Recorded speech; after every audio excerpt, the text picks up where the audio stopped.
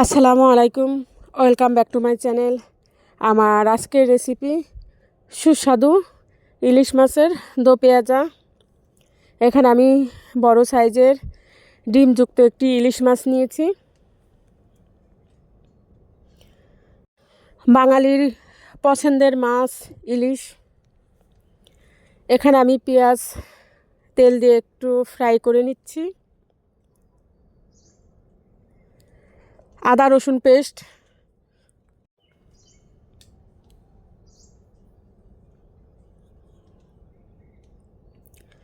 রসুন পেস্ট, পেঁয়াজের সঙ্গে একটু ফ্রাই করব। হলুদের গুঁড়া,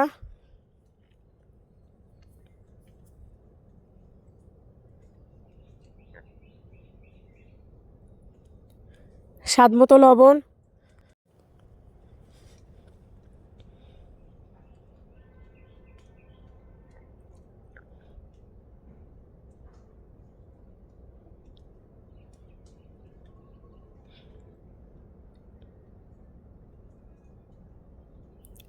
শুকনো মরিচের গুঁড়া,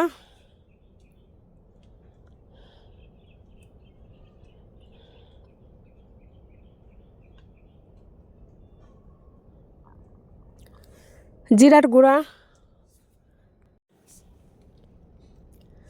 সব মশলা সুন্দর করে একটু কষিয়ে নিব।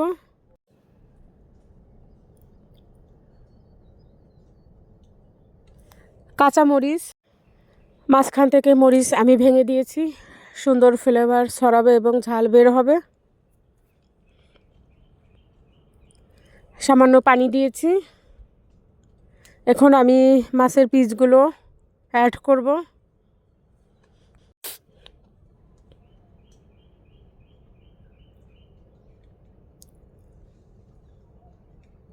আলতোভাবে উল্টে দেব,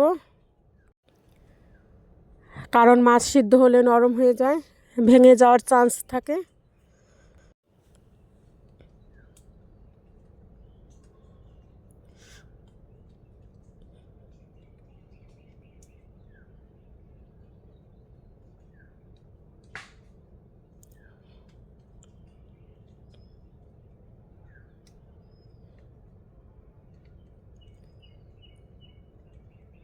সবগুলো মাছ আমি উল্টে দিয়েছি, পরিমাণ মতো পানি দিয়েছি, আর এই পানি দিয়ে আমি রান্না কমপ্লিট করব।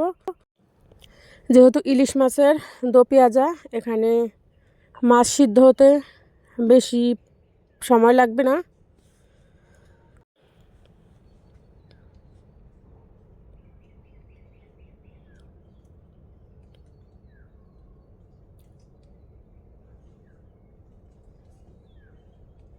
ঝোল অলরেডি ফুটতে শুরু করেছে।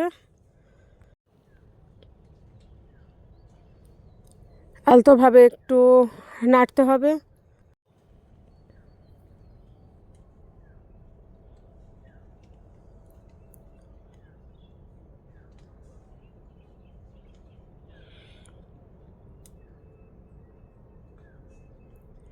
এখন আমি হাই ফ্লেমে রান্না করছি।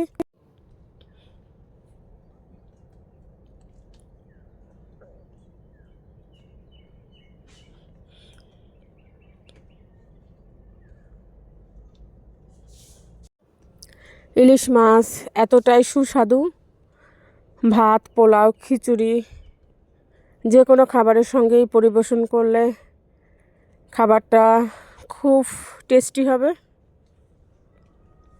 এবং পরিবারের সবাই তৃপ্তি করে খাবার খাবেন।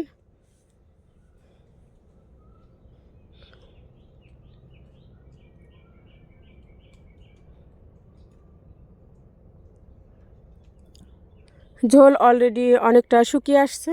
আমি আর কয়েক মিনিট রান্না করব, তারপর চুলা অফ করে চুলার উপর ঢাকনা দিয়ে ঢেকে রাখবো।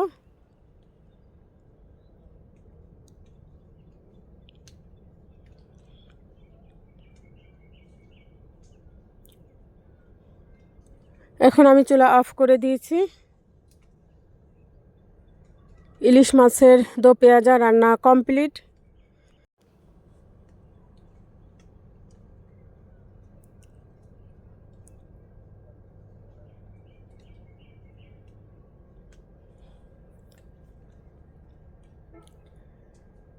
ঢাকনা দিয়ে ঢেকে রেখেছিলাম।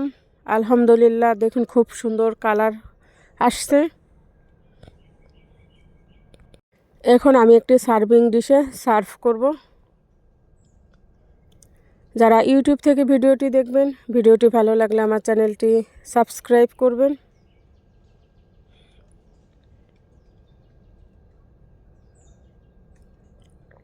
বেশি করে লাইক, কমেন্ট এবং শেয়ার করবেন। আজ আমি ইলিশ মাছের দো পেঁয়াজা সাদা ভাতের সঙ্গে পরিবেশন করব। আপনারা যে কোনো খাবারের সঙ্গেই পরিবেশন করতে পারেন। আজকের মতো এখানে বিদায় নেব। সবাই ভালো থাকবেন, সুস্থ থাকবেন। আল্লাহ হাফেজ।